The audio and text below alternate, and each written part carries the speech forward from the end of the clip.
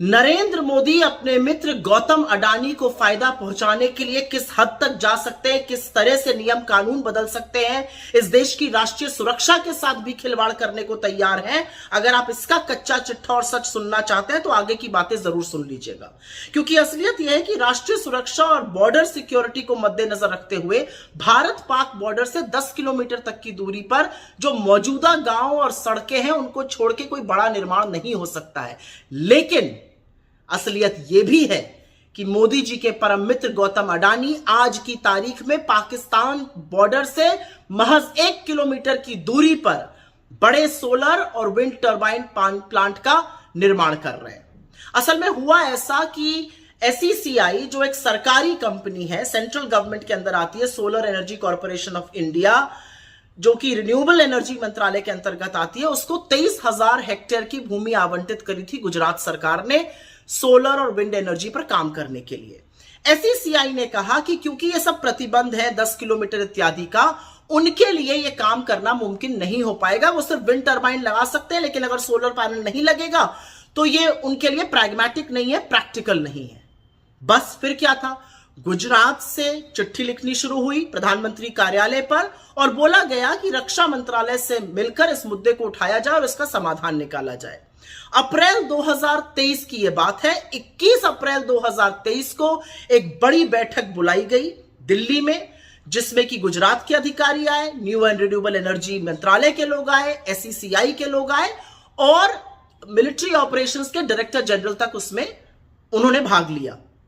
उस मीटिंग में आर्मी के वरिष्ठ लोगों ने कहा कि सोलर पैनल लग जाने से टैंक मूवमेंट और निगरानी करने में दिक्कत होगी, लेकिन डेवलपर्स ने उनको यह विश्वास दिलाया कि ऐसी दिक्कत नहीं होगी। हालांकि आर्मी ऑफिशियल्स ने बोला था सोलर पैनल का साइज बदला जाए, जिसको खारिज कर दिया गया इस डिमांड को। और उसके बाद रक्षा मंत्रालय ने उसी दिन यह फैसला लिया कि और मंजूरी दे दी कि पाकिस्तान से 2 किलोमीटर की दूरी पर, बॉर्डर से 2 किलोमीटर की दूरी पर सोलर पैनल और 1 किलोमीटर की दूरी पर विंड टर्बाइन लग सकती हैं। बस फिर क्या था, मोदी सरकार ने मई 2023 कुछ ही दिनों के अंदर इसको औपचारिक भी किया और सब मंत्रालयों को इसकी बाकायदा अधिसूचना जारी करके सूचना भी दे दी गई।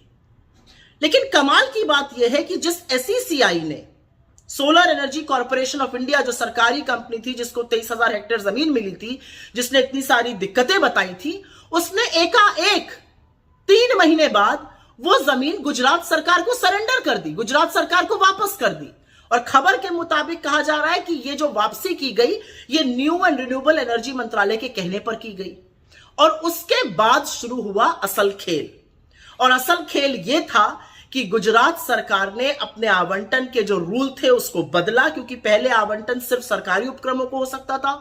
उन रूल्स को बदला गया और जमीन कहां पहुंची ये तो आप जानते ही हैं, आपका 4 साल का बच्चा भी बताएगा। जमीन पहुंची गौतम अडानी के हाथों में। तो ये सारा षड्यंत्र, ये सारी साजिश रची गई कि अंततोगत्वा जमीन किसी तरह से गौतम अडानी के हाथों पर चल जाए। लेकिन यही नहीं, जो रूल्स बदले गए वो सिर्फ भारत पाक बॉर्डर के लिए ही नहीं, बांग्लादेश के बॉर्डर के लिए, चाइना के बॉर्डर के लिए, म्यांमार के बॉर्डर के लिए, नेपाल के बॉर्डर तक के लिए बदल दिए गए। लेकिन असलियत यह है कि इतनी बड़ी साजिश रची गई, पूरी साठ गांठ हुई मोदी की केंद्र सरकार की, बीजेपी की गुजरात सरकार की, नियम बदले गए, नियम कानून ताक पे रखे गए और हमारी भूभागीय अखंडता के साथ खिलवाड़ करते हुए यह फैसला लिया गया।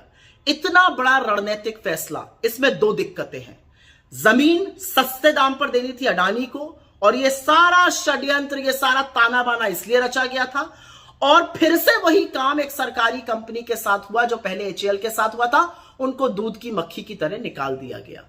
यह नरेंद्र मोदी का असली देश प्रेम है, यह उनका फर्जी राष्ट्रवाद है कि वो इस देश की भूभागीय अखंडता, हमारी बॉर्डर सिक्योरिटी, हमारी राष्ट्रीय सुरक्षा तक से खिलवाड़ करने को तैयार है। अडानी के चक्कर में मोदी क्या क्या कर गुजरेंगे, शायद इसका अंदाजा भी नहीं है हमें और आपको।